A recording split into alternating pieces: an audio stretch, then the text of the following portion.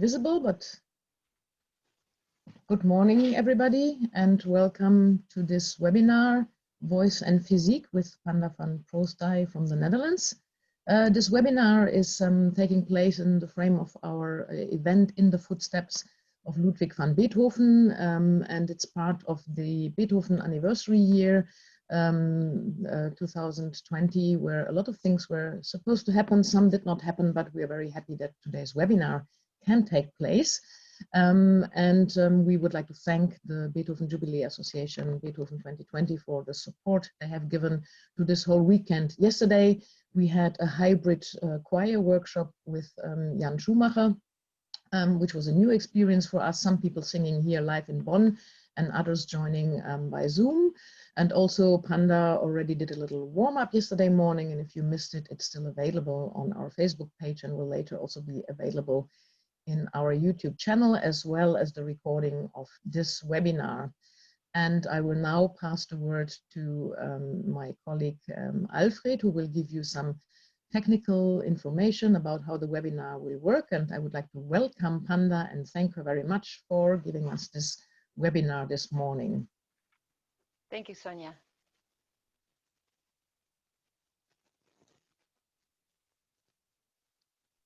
Alfred, you have to unmute. Excellent. Brilliant, Sonia. Thank you. So welcome. We are in a Zoom webinar meeting, so we're not in a regular Zoom call that you might know. So just to make you all aware of this, we are recording a session, but that actually does not have any implication for you because you are not seen by the recording actually. So you will be not visible with your face or with your name on the recording later, unless you actively get involved or will, I don't know, call us or anything. So at the moment, what we're recording is what you can see now yourself. So only us panelists and then later Panda, of course. So how to interact if you have questions later, and I hope you will have questions to Panda. You should use the Q&A, the question and answer function in Zoom, which you find on the bottom of your Zoom window. It should look something like what you can see now in the slide. It might look a bit different in your Zoom, but there is a Q&A and there is a chat icon as well. So if you have questions, please do put it in the Q&A and we will deal with that. And if you have like general remarks, you want to say hi to people, or you have actually resources that you would like to share, something of this sort, please put it in the chat.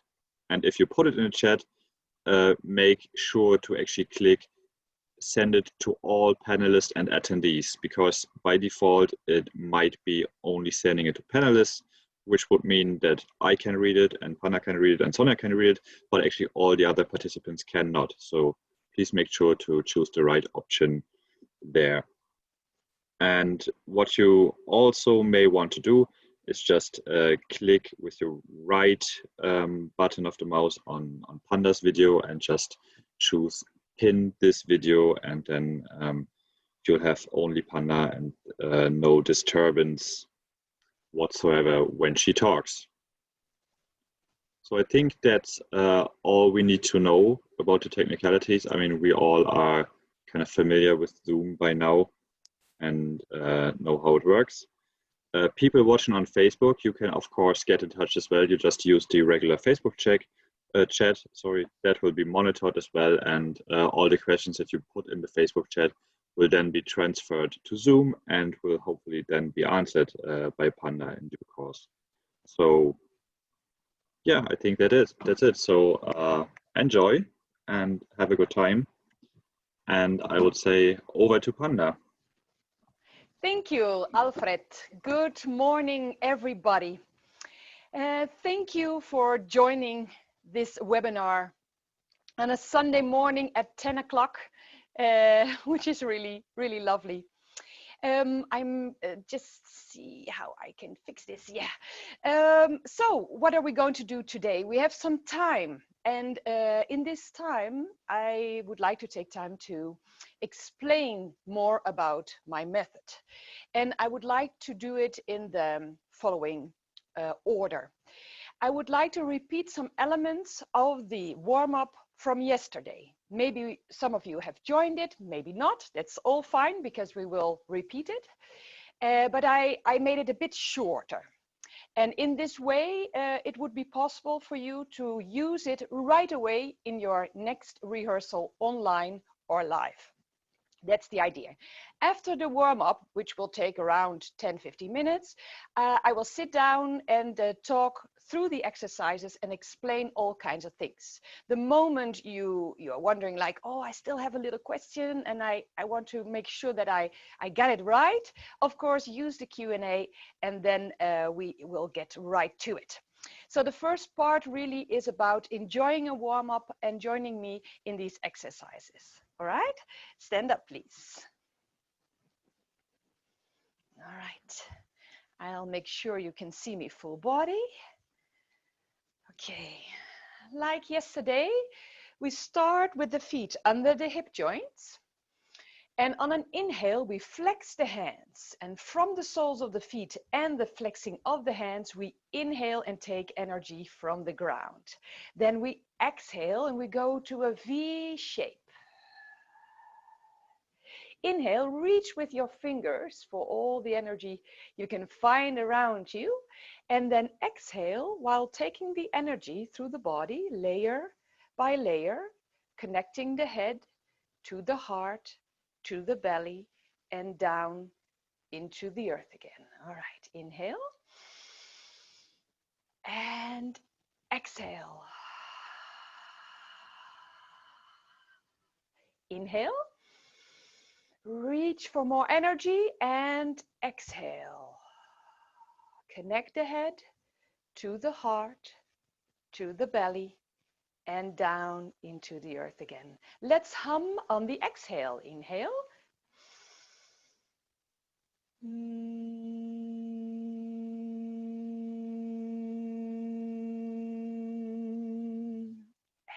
inhale.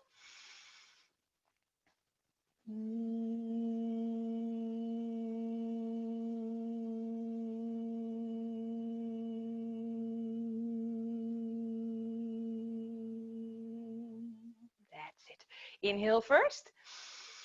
Big circle up and hands on the heart. Your right hand on your heart and the left on top of the right one. Inhale. Connect to the heart and smile from the inside. Smile from your heart. Inhale. And exhale. One more time. Inhale. And lower the hands. Exhale. Second movement. Inhale, flexing the hands, and from the soles of the feet, you take the energy going upwards. Exhale. Inhale. Take the hands down, connect the head to the heart, to the belly, and place the hands on the belly. And with the thumbs and the index fingers, you create a triangle. And the point of the triangle is pointing downwards, towards the earth. Inhale, belly rises. Exhale, belly falls. Take your own tempo.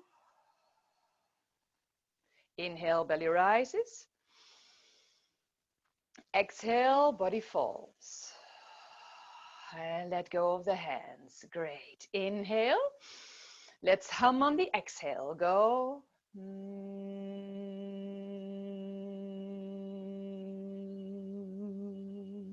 Inhale. And exhale.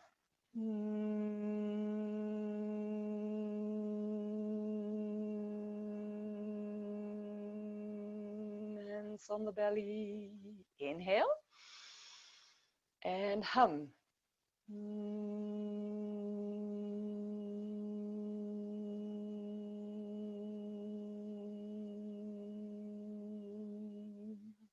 Inhale.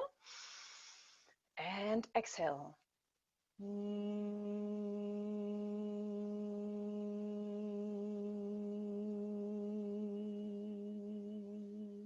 Inhale, lower the hands. Exhale. all the way up, and right hand on the heart, left on top of the right. And inhale, smile from the heart, and exhale. Inhale and exhale. One last time. Inhale and exhale. Let go, lower the arms. Yes. And as I said before, maybe some of you have joined a bit later. I will first repeat a selection of exercises I have done in the warm-up yesterday. And after that, I will sit down with you and talk you through the exercises with all the goals and all the information. All right, we go to the second exercise. Big position of the body, wide position of the legs, like this, nice and comfortable and steady. From this part of the body, which I like to call the motor, you start to spiral. So you spiral from right to left, and you're twisting the upper body, and slowly you make this movement bigger and bigger. And in this way, you might be able to just go 480 degrees and look what's behind you. And you find your arms swaying alongside the body, following the motor. Breathe through it, don't hold the breath. Maybe accelerate just a bit to see what your favorite tempo is. It should really feel organic and comfortable. Warming up the spine and activating the three-dimensional awareness. Round bodies, 3D.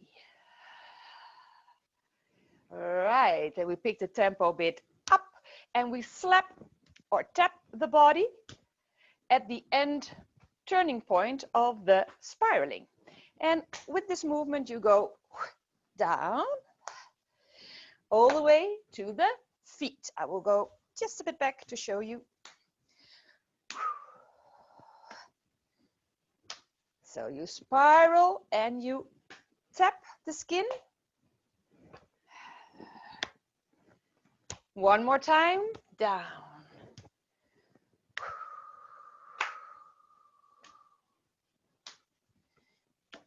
Last time, up.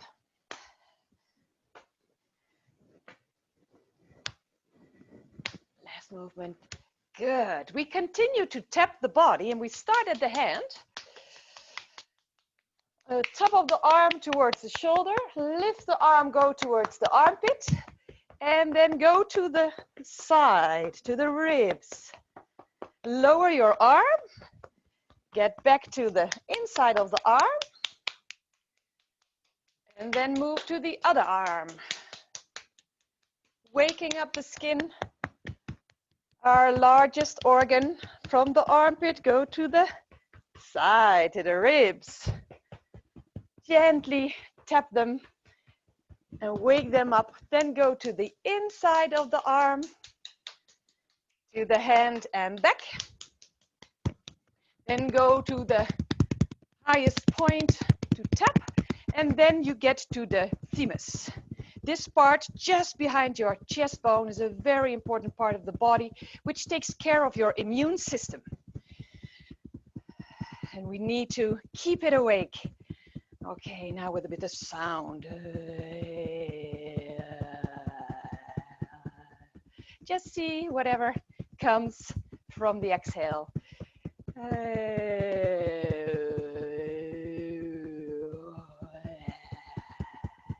Now we go for some vowels.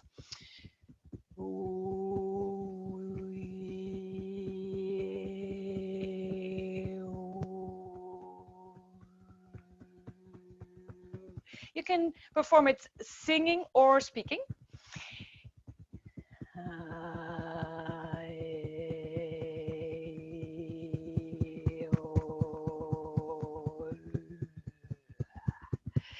Yes, a nice morning voice to start from. Wonderful. We go down to the belly And we tap the skin of the belly and we wake it up. Now rub the hands, generate some energy.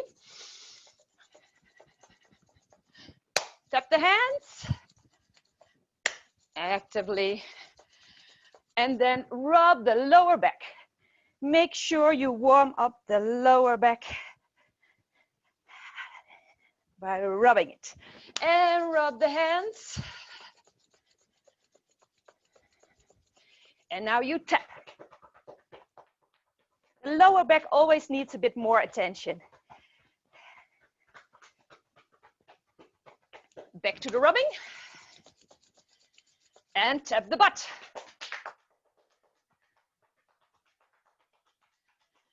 And the rubbing. Tap the hips. And from the hips, you go down on the outside of the legs and up on the inside. Down from the outside, up from the inside. Down from the outside and up from the inside. Last time. Good. From this position, from the right to the left leg, you create a kind of monkey sway. And with this monkey sway, you slowly get to a standing position in a comfortable way. Oh, sorry if my monkey sway made you a bit sick in the stomach because of going from the right and the left to the left. All right, now close your eyes, please. Place the feet under the hip joints.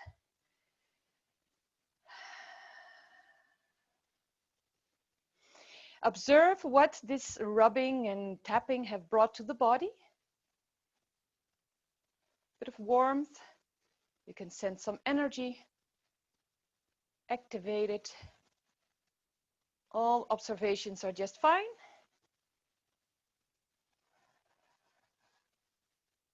And now go in mind towards the soles of the feet. Feel the soles of the feet connect to the ground. Feel your feet and feel your ankles. Feel your lower legs and your knee joints. Go up to your thighs. Feel the thighs. Feel your pelvis, hip joints. Feel your belly, your lower back. Feel your chest bone, center of the back, shoulder girdle, shoulder joints. Feel your upper arms, your elbows, your forearms, wrist, hands, and fingers. Now feel your neck and your head. And feel your forehead, your chin, your ears and your nose, your mouth, your cheeks, and your eyes. Slowly open your eyes, place the fingertips on the forehead. Start to massage the forehead and hum through the registers. Very easy in your own skull. Maybe chew a bit on this hum. Go to the temples. Go to the cheeks. Go to the nose. And to the upper lip. Keep on humming. Corners of the mouth.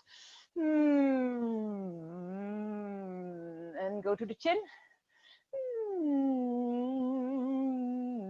Follow the jawline towards your ears and massage the ears.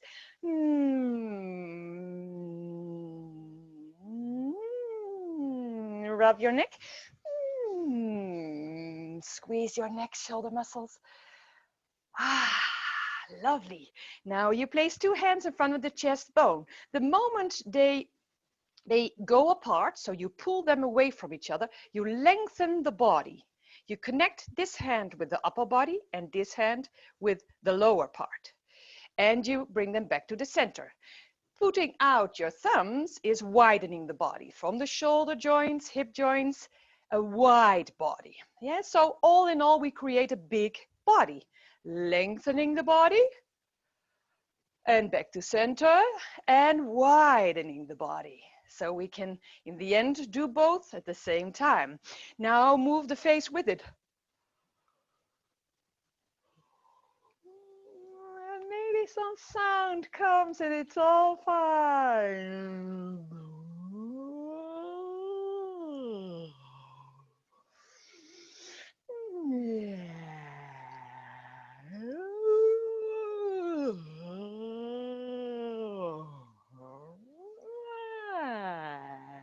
Good. Now we go from an oo sound to ah, and then back to oo to a peng sound. So not twang, but peng, a quite sharper eh. Here we go.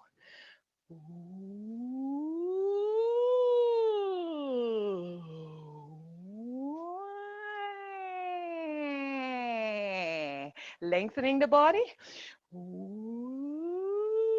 Low larynx.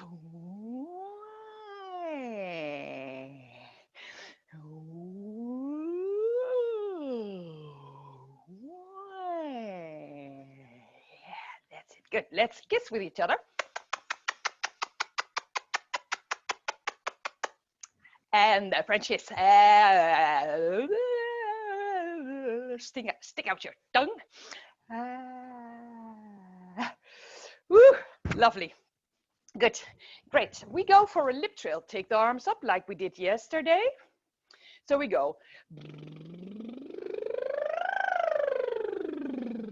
Lip trill siren.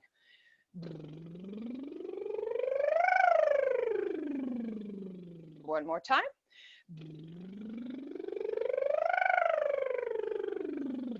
Version 2.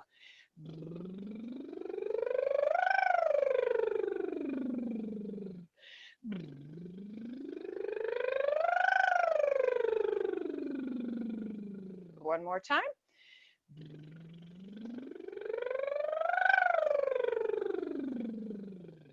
All right. Now for a combination of both, bit slower tempo.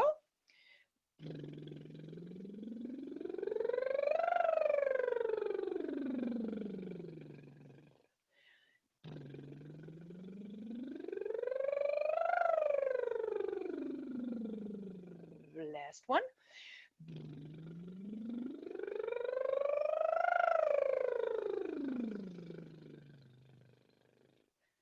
One more.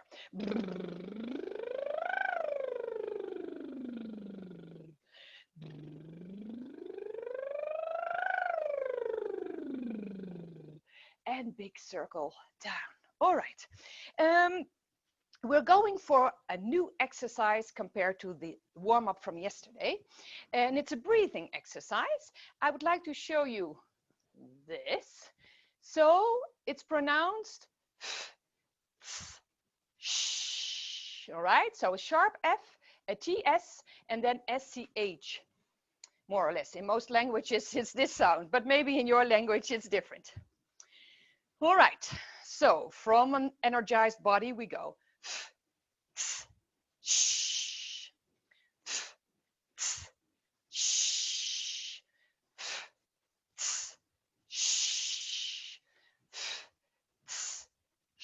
You drop the pelvis and you pendule with gravity. So,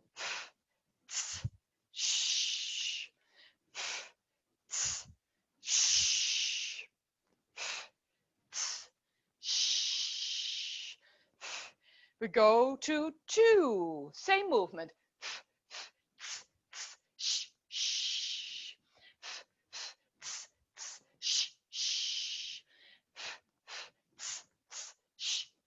Heavy pelvis. We go to 3.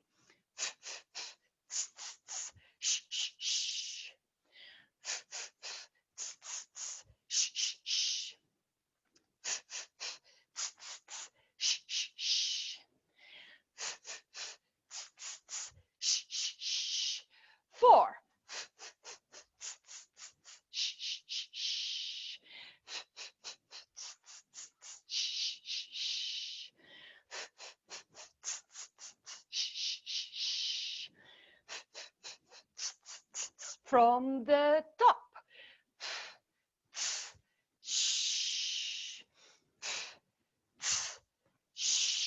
2.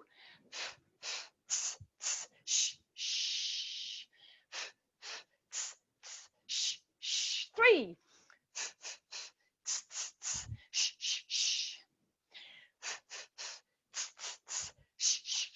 4.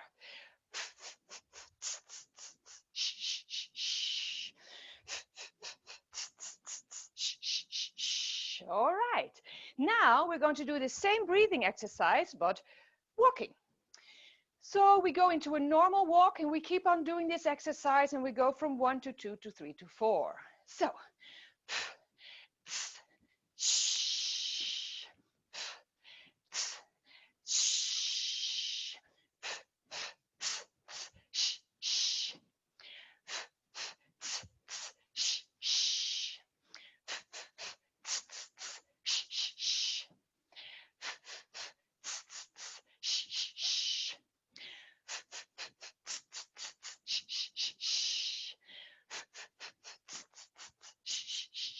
Yeah, good.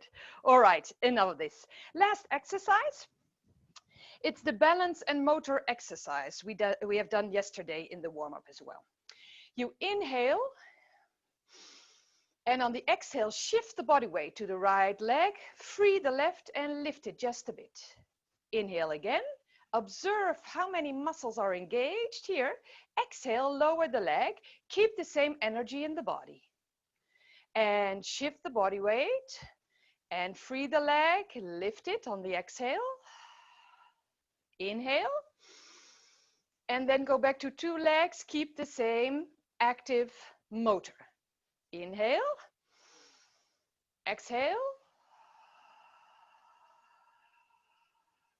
Inhale. Exhale. Inhale. Exhale. Inhale. Exhale. All right, guys, that's it for now. So what we have done yesterday, I cut a bit short and I placed 1 new exercise as a surprise. And the part I left out was the part with warming up the joints. But if you would like to see that again, you can go back to the warm-up of yesterday and check it out. Right, now I will talk through the exercises and explain the hows and whys considering each exercise. First of all, I would like to point out that I have certain basic elements in my warm-up, like always, the same basic things that I think are very important every rehearsal. So this is about, if we look at the voice, there's always humming. There's always lip trill. And next to that, there's always a breathing exercise. In any version, let's say, there's always a balance exercise to make sure that they get balanced, but they also understand that the action you have on 1 leg is the same you could use on 2. We will get back to that later, to the energy element. But we started the warm-up with also a breathing exercise, but less active.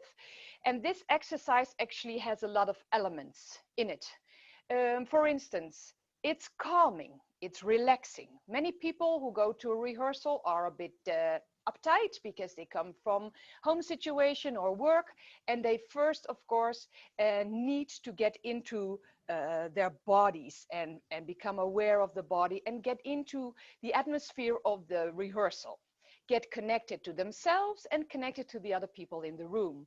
And this exercise, I believe, is very accurate for this. When you inhale through the flexed hands, actually you create the same position as the feet. The feet are also flexed, connected to the ground. So it gives you 4 parts of the body connecting to the energy coming from the earth, to ground the body. Connecting breathing to physical movement right away, like breathing is always strong connected with singing. So in that way, you already get that started.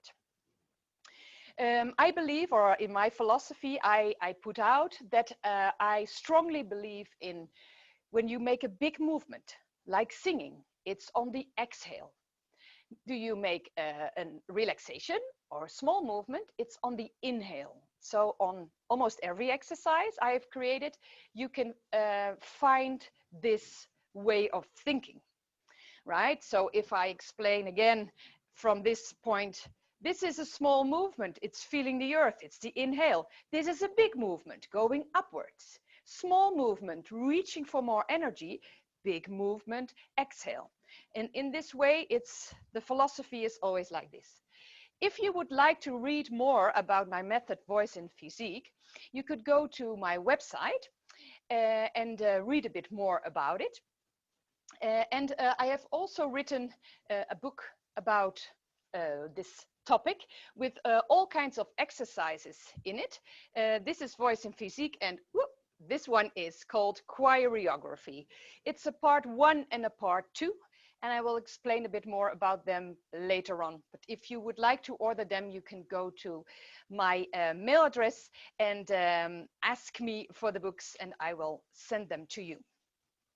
Right, back to the exercises. So there's a lot of things going on, connecting humming with this first exercise, and also connecting the head to the heart and the belly.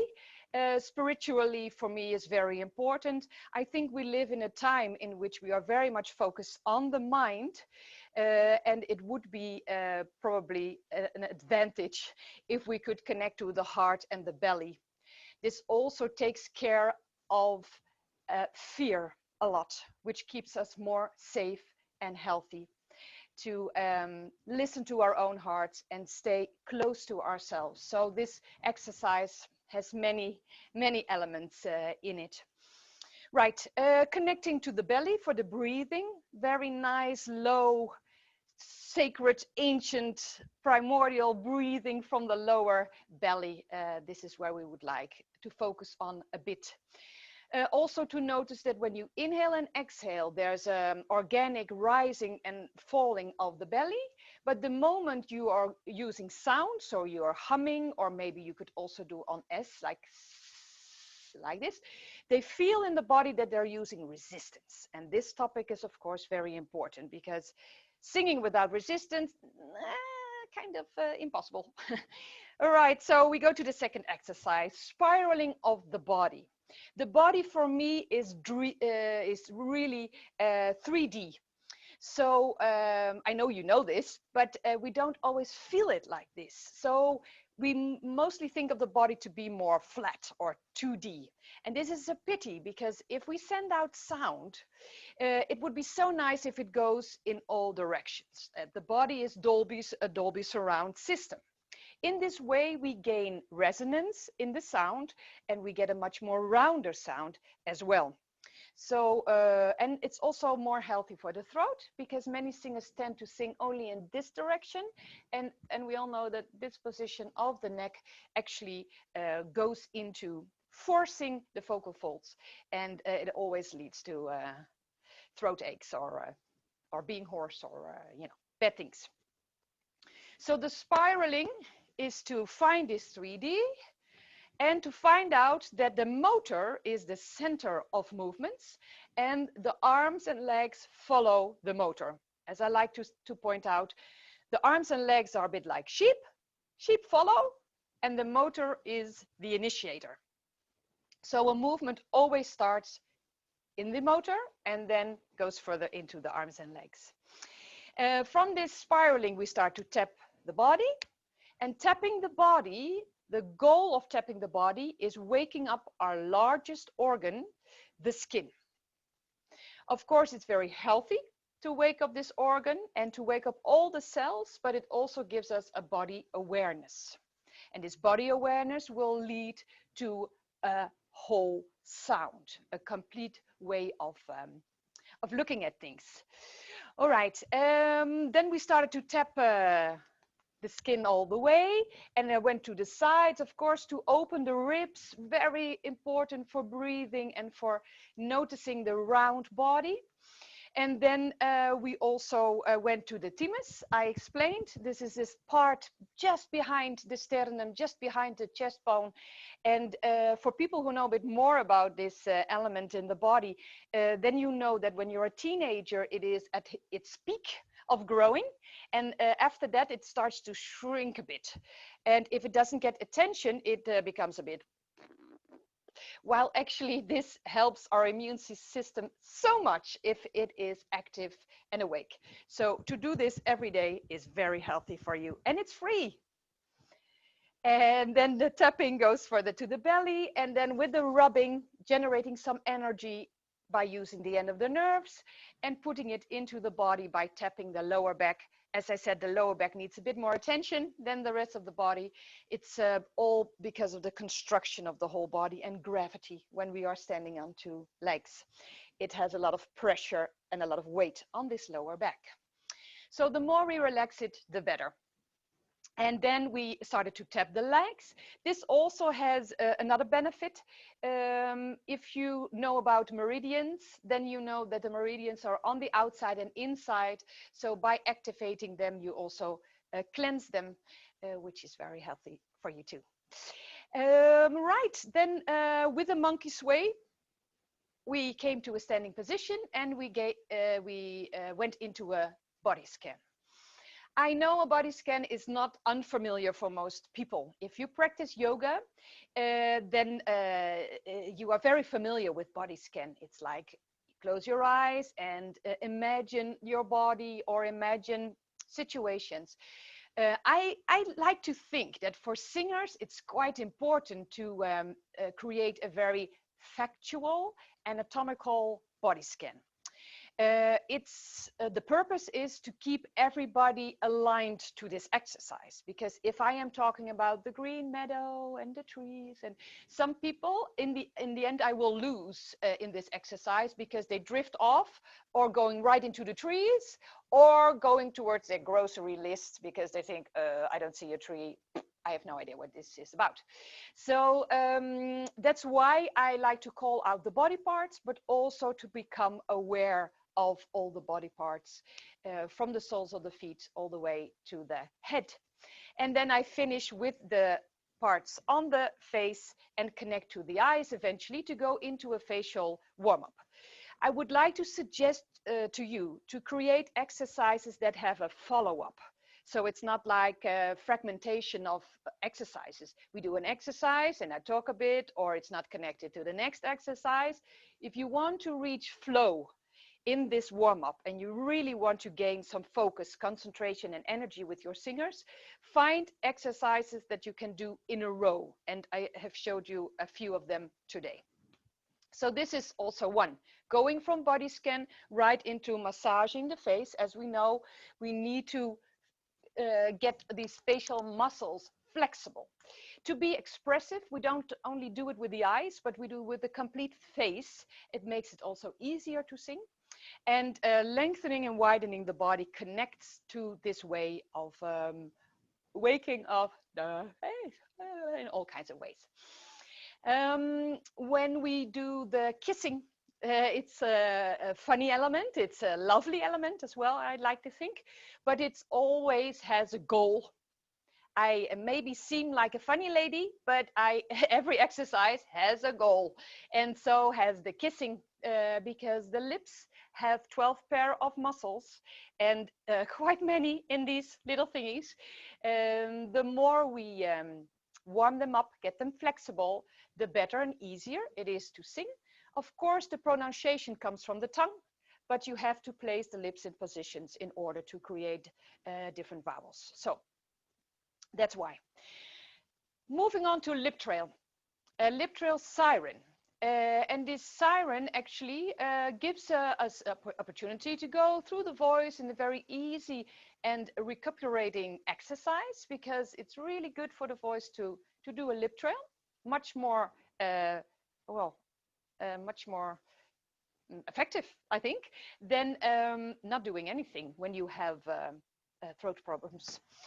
But in this exercise, I have hidden a little thing that I would like to explain to you in this webinar, and it's called contra movement.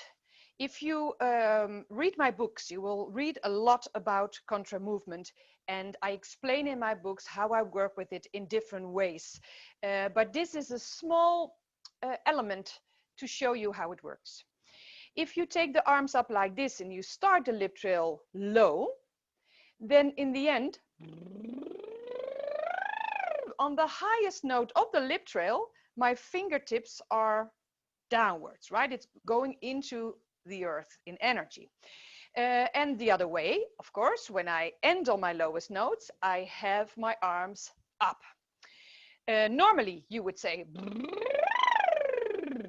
because it's in the same direction as the voice, but in my opinion, it doesn't help the voice.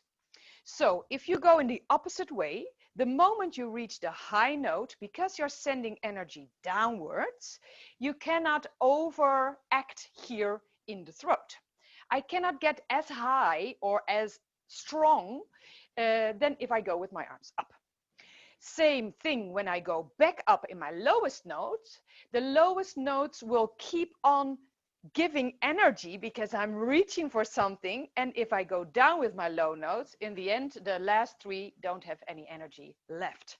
So working with contra movement has everything to do with keeping the energy to the end of the phrase, and make sure that whenever you reach for high notes, you go in a contra movement downwards and not high up.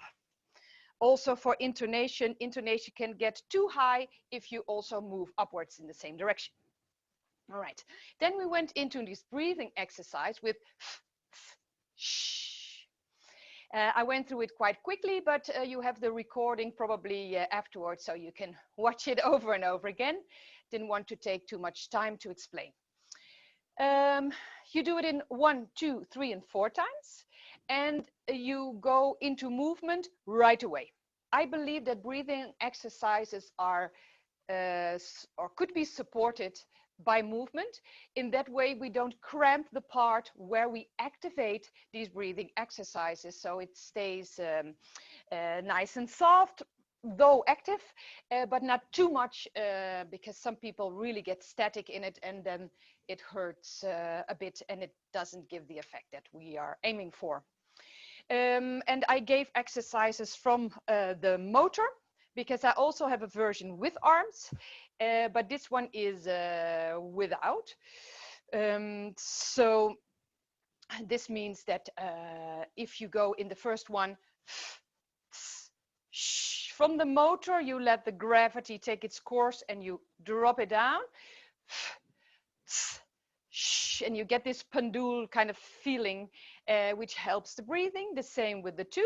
With the 3, you create a lemniscate or an H shape with your shoulders and your hips, also to create a 3D feeling. And you can feel the 3 in this one. And of course, you can make it even more triola if you like. On the 4 big steps, these kind of things really help shifting the balance from right to the left leg and keep it fluent. And the last, no, sorry, we walked with this as well. So same as yesterday with this. While walking with it, the belly is relaxed but active, and I believe it reaches a better end result than standing still and going like this. Last exercise was the motor exercise to experience how it works and how we are able from 1 leg to 2 legs, keeping the energy like this, centered and not on 2 legs. Drop it. This happens a lot. Many singers go down in energy on 2 legs, and when you put them on 1, they have to balance because otherwise they fall. And then you hear the sound is better. This is also magic, but it's not only magic, it's physical, it has a physical ground to it. It's obvious for me that on 2 legs we can drop everything and we can still sing Unfortunately, I wish nature would be like this, that if you would stand like this, nothing would come from the mouth, so everybody would active the body, but it would put me out of work, and that would be a pity. So this is a warm-up with a little explanation. If you have more questions about this, don't hesitate. Maybe Alfred, you have some questions from the Q&A? Not yet, actually, Panda.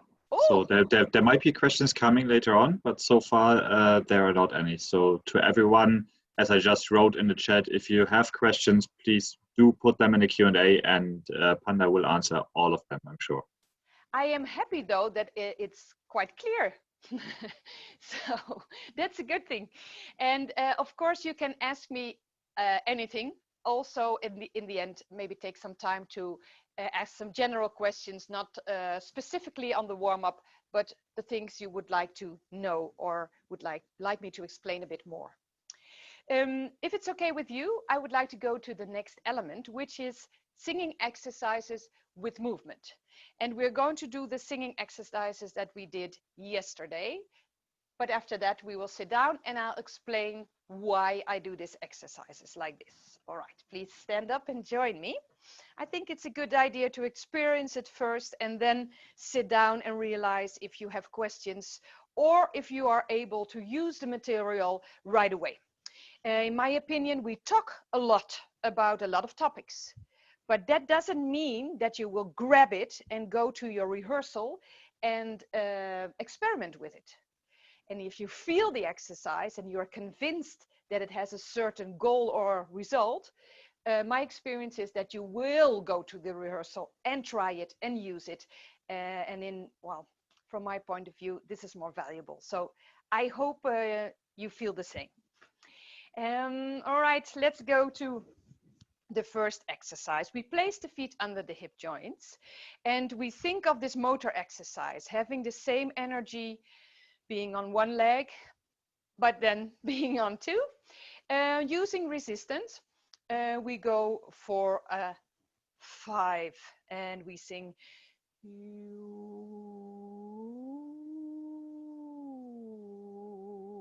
and create a nice glissando, please. Here we go.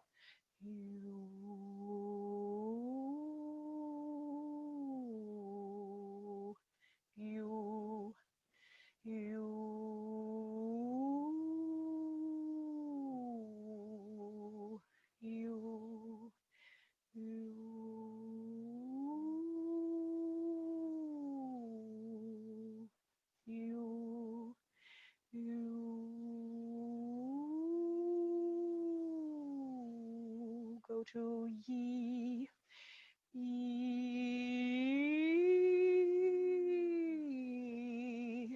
ye, ye,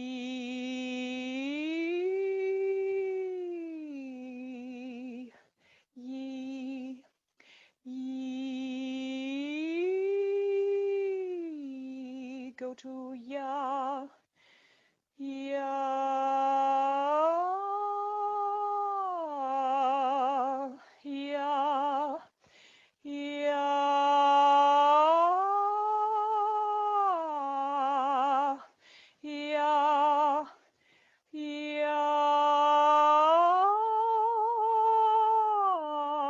One last ya, ya, and go back ya, ya, ya, ya. Go to ye, ye,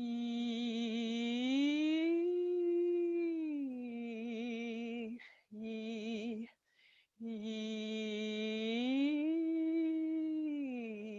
Go to you, you, you.